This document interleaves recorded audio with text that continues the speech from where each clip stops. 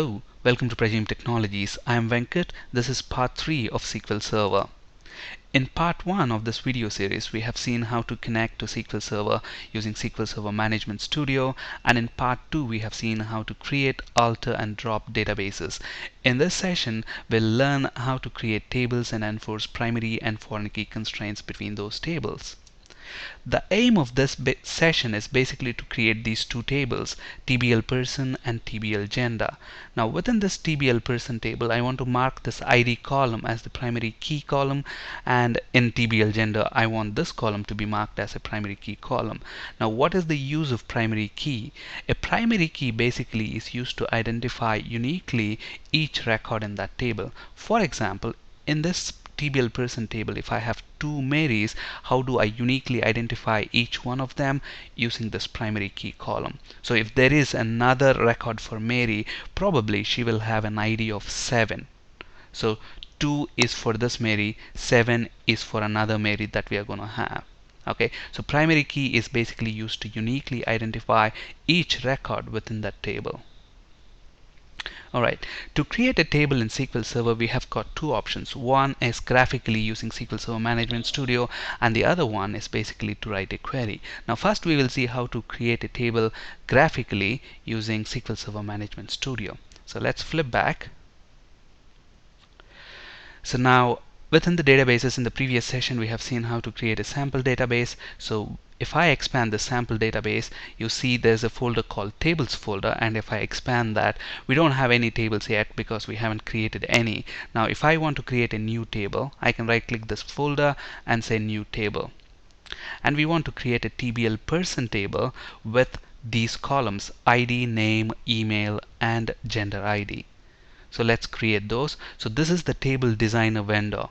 So what's the column name that we want? We want the column name as ID and the data type. Now if you look at the ID, the number, it's a number, it's an integer. So I want the data type to be integer. And should this column allow nulls? No, it shouldn't, because I want this column to uniquely identify each row within this table. So I don't want to allow nulls, so remove that checkbox. And I want this column to be the primary key column of this table. And how do I do that? Right click on that column and select set primary key. Okay, so what have we done? We have created this ID column, we have specified the data type, and we said it's not going to allow nulls, and we marked this column as a primary key column. And what's the next column in our table? Name column. Okay, and the data type of this one is going to be nvarchar, and we also have to specify the length, the number of characters. Let's say I want 50 characters. And do you want to allow nulls? No. Every person in my table needs to have a name, so remove that checkbox. And the next column we have is email, and again this is going to be nvarchar, 50 characters in length, and I don't want to allow nulls. And the final column that we want is the gender ID.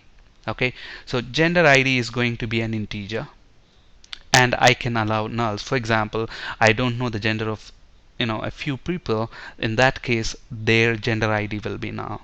Okay, so I want to create this gender ID column. So gender ID, and I want this to be integer, and I want to allow nulls. That's it, we are done. Now right click here and say save table 1, and I want to call this table as TBL person table.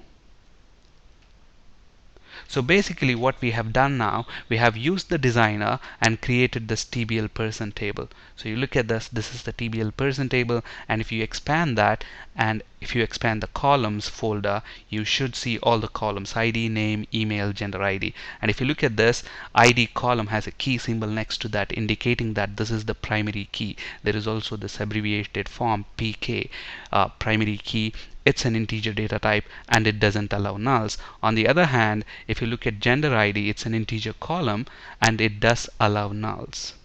Alright, so we have just seen how to create a table graphically using the designer. Now let us see how to create this TBL gender table using SQL query.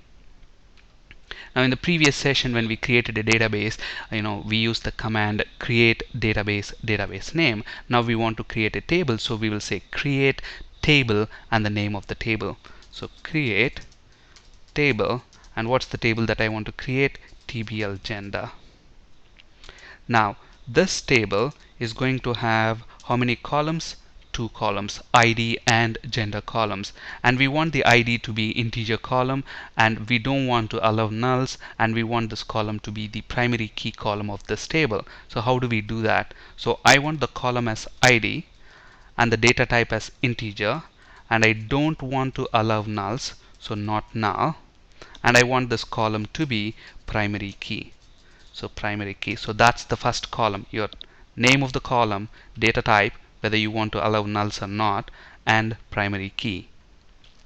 Now the next column that I want to create is the gender column itself. So gender, and the data type of this column is going to be nvarchar, and I don't want to allow nulls, so not null, and this is not going to be a primary key. And remember, a table can have only one primary key. And now execute this command. So command completed successfully. Now if you come here and refresh the tables folder, you should see TBL gender table. Now interestingly, you don't see the TBL gender table. Why? Because if you look at the database context here, you have created that table. I mean, you have selected here the master table. So when you executed this query, it got executed in the context of the master database. And what's a master database? It's the system database. So if you come here, expand this, you should see TBL gender here, but that's not our intention. We want this table to be created in sample database. So let's get rid of that. So that's why we need to be extremely cautious when executing a query. Are we executing that against the database that we want it to be created, or another database? So first let's get rid of this table. So delete, click OK. So the table is gone. Now to create this table within sample database, you can select the database here, or what you can do is in the script here you can say use sample database, and look at that, sample word is in blue color, meaning it's used like a keyword. So if you want to specify that as the name of the database, put it in a square brackets like this and then click go. So we are saying use the sample database, go. Now for example, if I am in the master database, if I execute just these two statements, what's going to happen? Look at this, the database is automatically changed. And now if I execute this, what's going to happen? This table will get created in the sample database. So now refresh and you should see TBL gender table here. And if I expand that and if I see the columns there, you should see ID is the primary key column. It's an integer data type and doesn't allow nulls, whereas gender is nvarchar 50 and it doesn't allow nulls as well. So what have we done until now? Until now we have created these two tables and marked these two columns as primary keys for these two tables. Okay, now what else we want to do? We know that this gender ID column, we want to mark this gender ID column as the foreign key in this table. So how do we do that? Again, you can do that graphically, or you can do that using a query. First we'll see how to do that graphically, and then we'll use a query. Now what is the advantage of foreign key basically? Let's talk about that practically. First let's create this foreign key relationship, and before that let's enter some data into these tables. Now in the next session we will see how to enter data using queries, but for now we'll use the designer basically to enter data. And to do that, right click on the table and click on edit top 200 rows. Before we do that for TBL person, let's do it for TBL gender. Right click on the table and select edit top 200 rows. Okay, now let's say I want to enter 1 male, 2 is female, let's say. Okay, a simple sample data that I have. Okay, so 1 is male, 2 is female. Now let's do it for TBL person. Edit top 200 rows. Now what do we have here? The ID of the person, name let's say John, his email let's say j@j.com, and his gender ID let's say 1. Okay, now this is fine. So John's gender ID is 1. So what is John's gender? He is a male.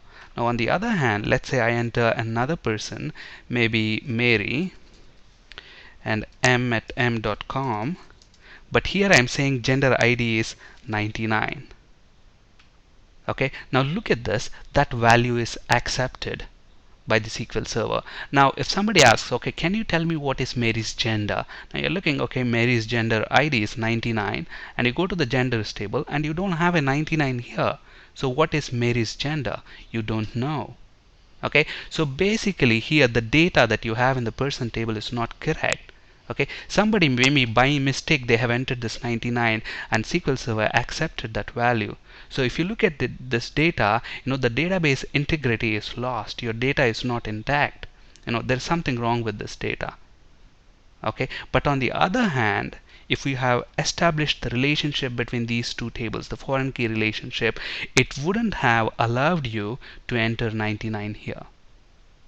But on the other hand, it would have allowed null. Okay, so if you enter null, okay, what is Mary's gender? It's null, which means we don't know. They haven't provided their gender information. But if somebody is able to enter maybe 99 or 101 like this data doesn't make any sense. Why? Because gender ID 101 does not exist in the genders table.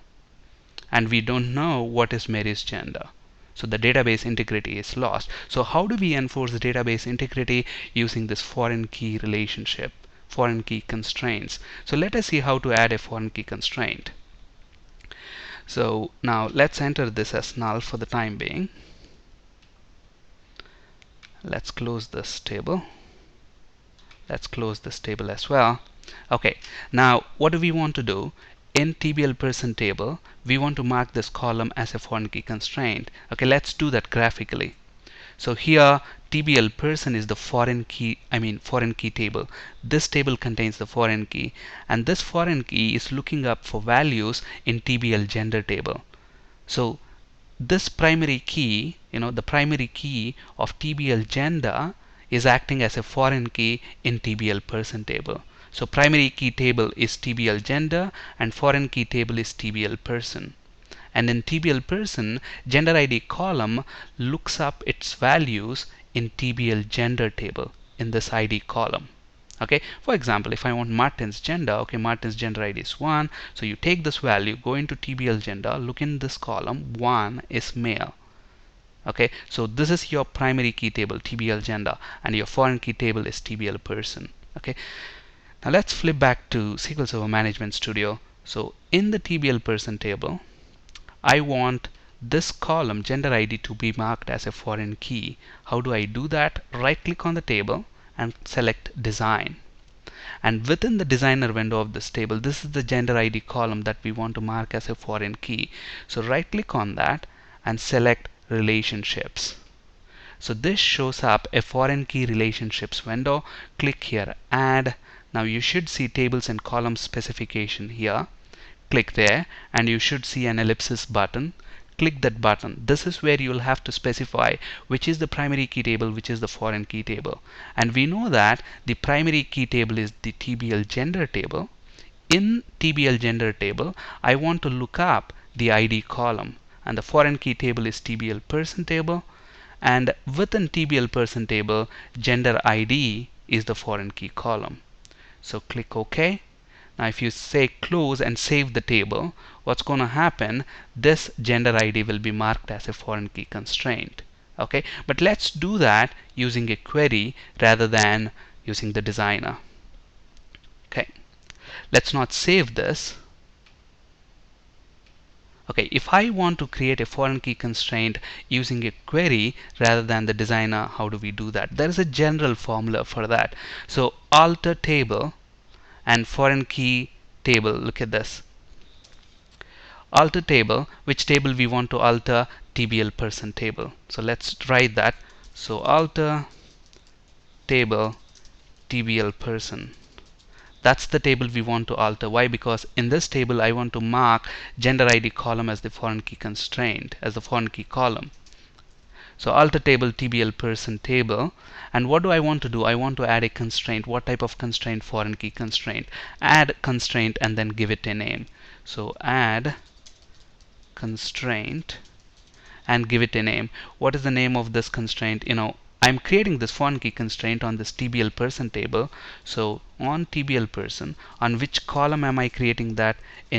On gender ID column. So gender ID, and this is going to be a foreign key constraint. So that's the name of the constraint. And next, what we need to do, we need to specify which column in this table, and that column, which other table is it going to reference, and which column in that other table. So if you look back, so foreign key,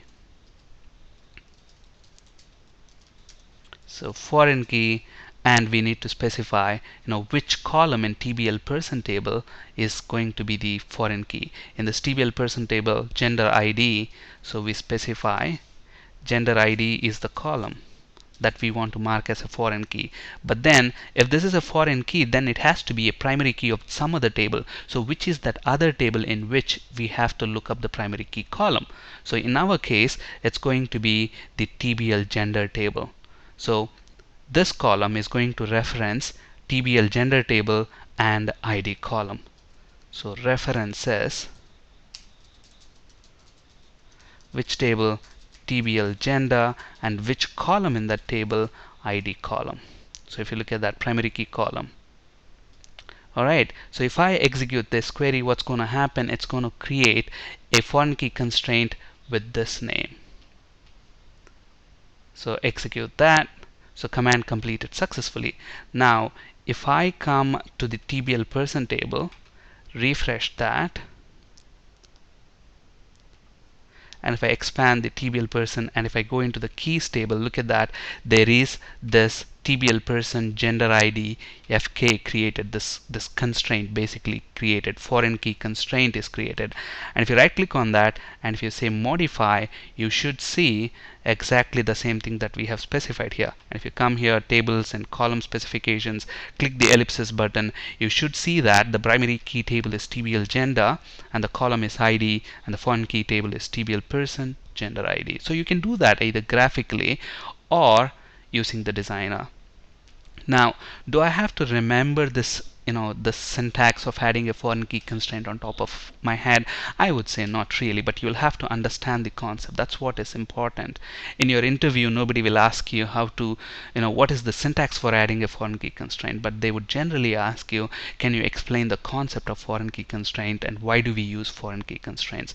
That's important to understand. The syntax, you can Google that within 2 minutes. If you search Google, you will get tons of articles explaining you the syntax. So basically what we have done until now is we have created these two tables, marked the ID columns as primary keys for both the tables, and we marked gender ID in TBL person as a foreign key column.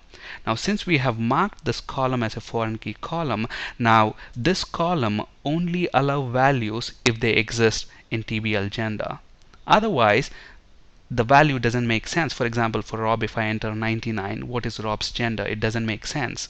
Okay, so it checks that value when you try to insert or update that, and if that value does not exist in the primary key table, it's going to flag that as an error and that it doesn't allow you to enter. Let's see that in action. For example, let's go to this TBL gender table, and let's say edit top 200 rows, and if you look at gender table, we only have 1 and 2, male and female. And let's go to TBL person table and edit top 200 rows there, and let's say I want to change Mary's gender from null to maybe 99. Okay, and the moment I click away, look at this, no rows updated. The data in row 2 was not committed meaning not saved. Okay, so what's the error? There is a foreign key constraint violation. Okay, so because this 99 does not make sense, okay, so let's enter null, because why? In gender table 99 does not exist. So now your data is being verified because of this foreign key constraint. If somebody tries to enter invalid data accidentally or intentionally, SQL Server is not going to save the data, and instead it throws an error. So now we are able to maintain database integrity. The data now is going to be valid. So foreign key constraint. So what's a foreign key constraint? Basically, we are using foreign key constraint to enforce database integrity. In layman's terms, a foreign key in one table points to a primary key in another table. And the foreign key constraint prevents invalid data from being entered or inserted or updated. Okay, because the values that you enter here should be one of those values present in the primary key column. Okay, otherwise you get an error. Alright, so on this slide you can find resources for ASP.NET and C# interview questions. That's it for today. Thank you for listening. Have a great day.